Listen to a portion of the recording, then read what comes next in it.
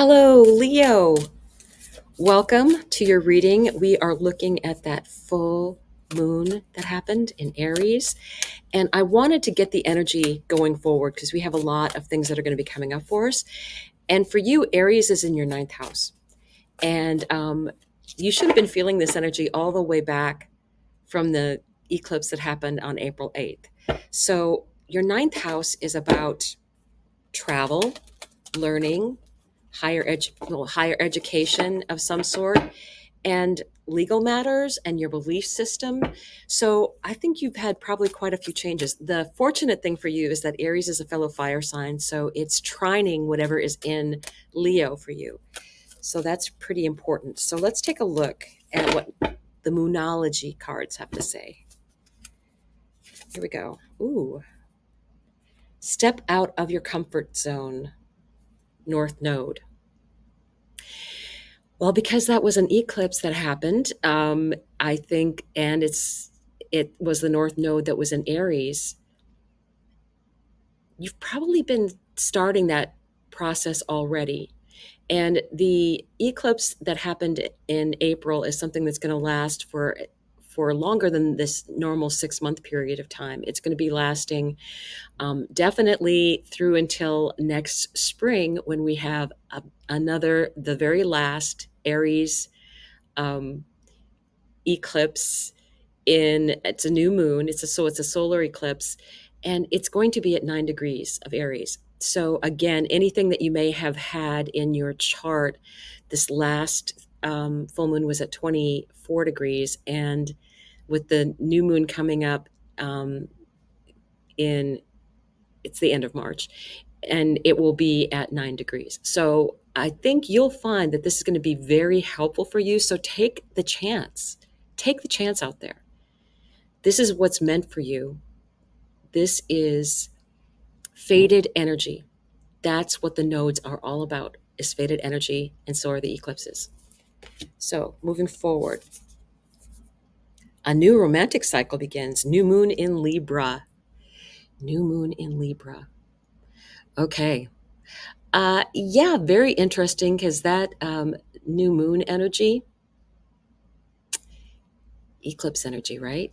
So let's go ahead and see if that, so it would be the third house for you.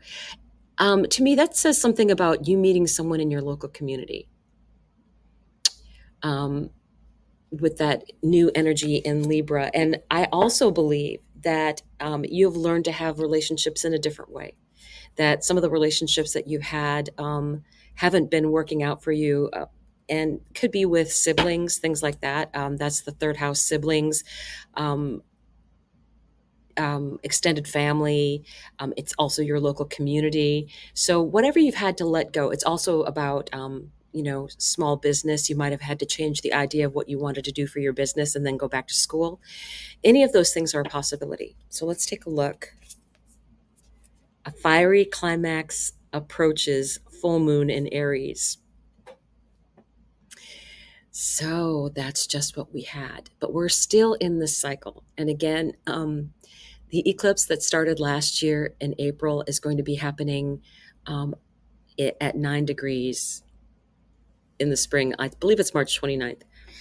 So what is really going on for you?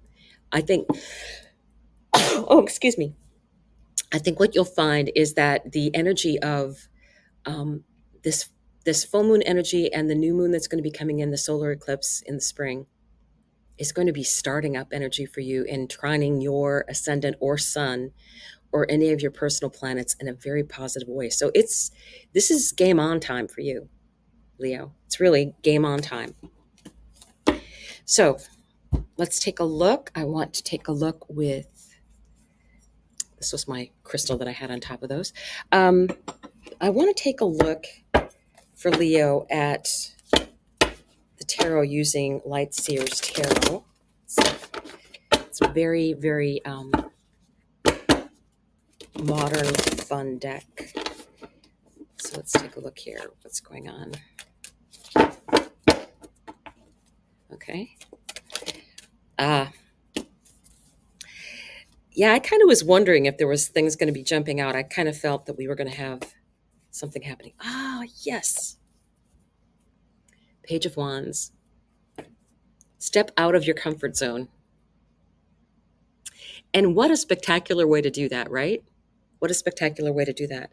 Um, ooh, King of Wands, a new romantic cycle begins. And, it's funny that you have the lion in the background for you, Leo. This is um, probably the sexiest of all the kings, and he's very much a modern um, entrepreneurial kind of energy.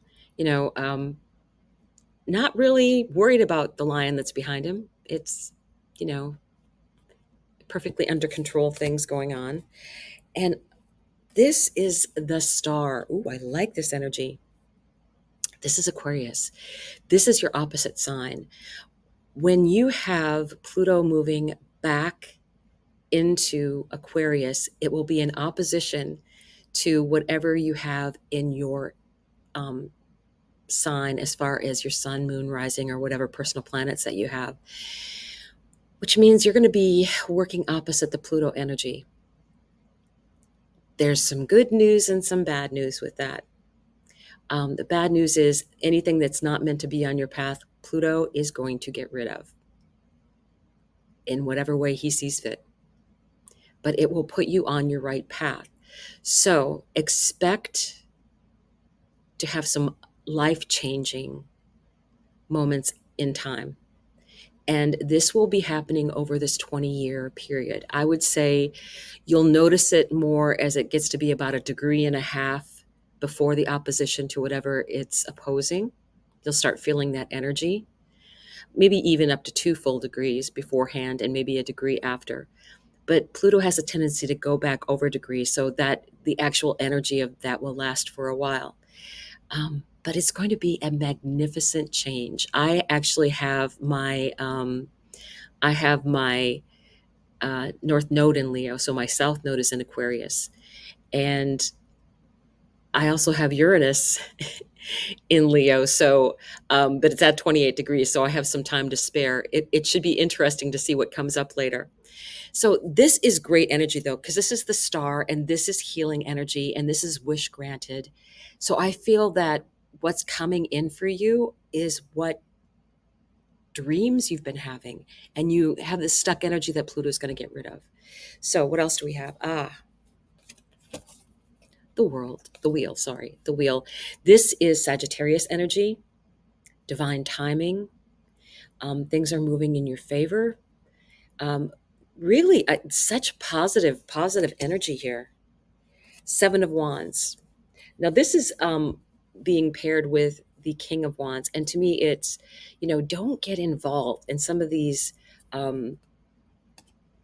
other energies out there, because this is under a new romantic relationship, right? A new romantic cycle begins. And I'm thinking people are going to be envious, right? People are going to be, but that's their problem. That's not your problem. And let's take one more here.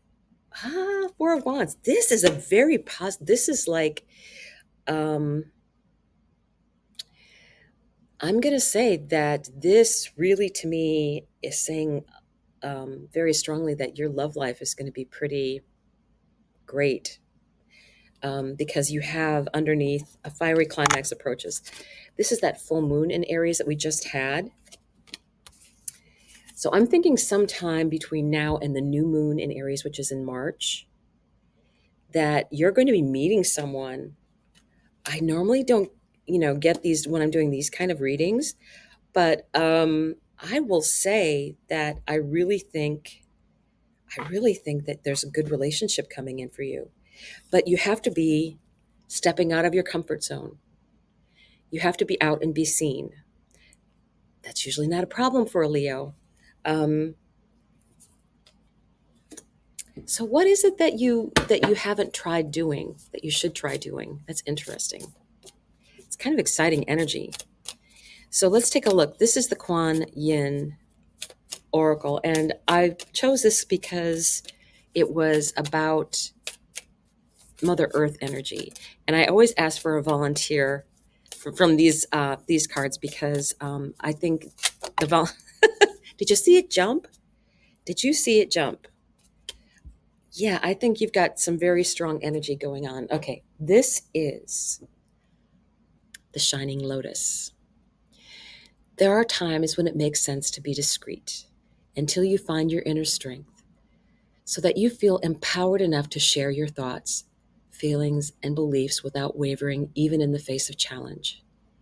At other times, we are ready to take a risk and allow the inner lotus blossom of our true self to shine forth for all to behold. I think that is your answer. Step out of your comfort zone and really let your true feelings show and live in that moment. I hope you have an amazing day.